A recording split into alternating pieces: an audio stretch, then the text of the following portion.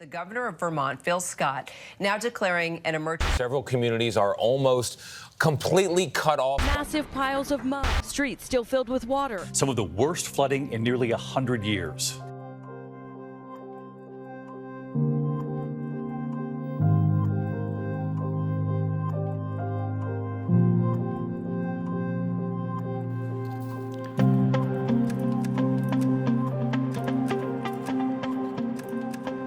Typical day, it all looks so tranquil and sweet, but a few times they've all come roaring to life.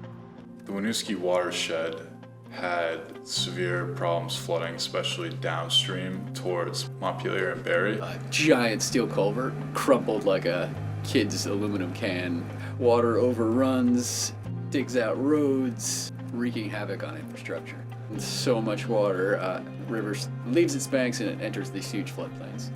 Which it's supposed to do. That's what floodplains are for. They've formed over hundreds of thousands of years in between glacial periods. And that would not be an issue, really, except for the fact that we've tended to farm and build within floodplains. Those towns and cities sit lower in the floodplain, so the floodplain actually reaches to where there are buildings and higher, for Vermont, higher populated areas.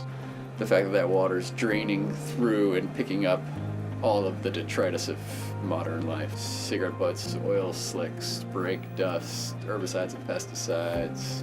And those are nasty. Those are not good for fish. Those are not good for us. Long term, that is something we've got to figure out.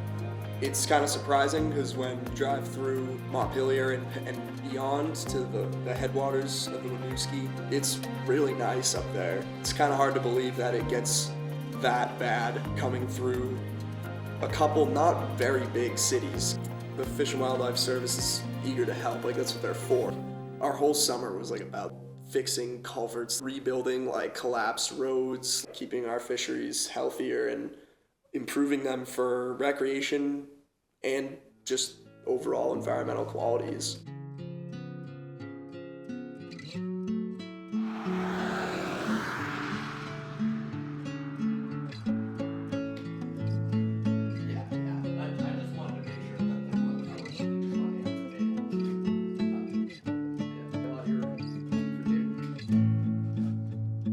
It's a multifaceted problem, I think. It's either the spigot's completely on or it's completely shut off.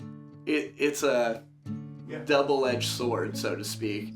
I will say that I think flooding has added a few more positive things. Like, for example, it's kind of carved out deeper holding holes for fish to, when the water does get low and the water does get hot, they can kind of take a thermal refuge in deeper holes that may have not been there before the flood.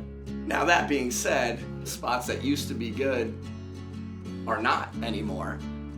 The dynamic of the river has changed. The old honey hole that always used to have a nice 16-inch trout in it, that 16-inch trout is still around, but he's just not in the honey hole anymore. He's in a different spot that has been changed by the flood.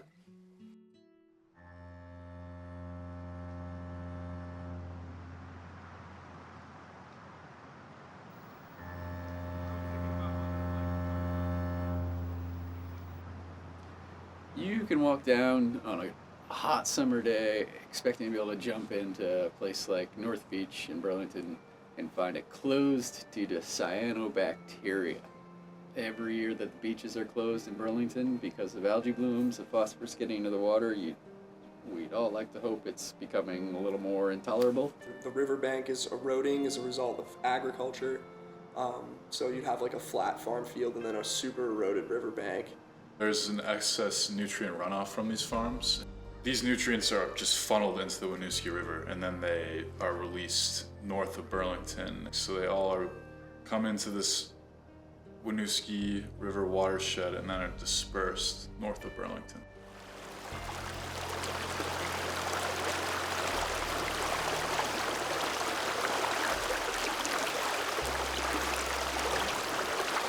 There's a lot of like toxic sediment in that river that just will sit on the bottom for however long until it just kind of dissolves. We are still very slow about these things.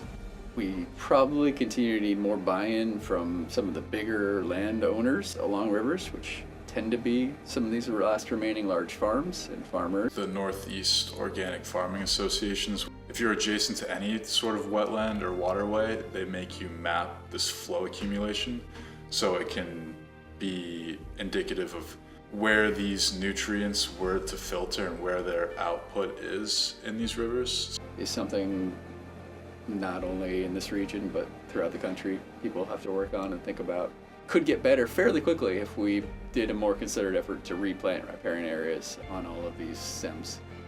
Best time to have done that would have been 20 years ago. When's the best time to plant a tree? 20 years ago. Second best time, everybody in the back, today. Provides some more nature-based solutions to help slow and mitigate our worst egregious short-sighted behaviors.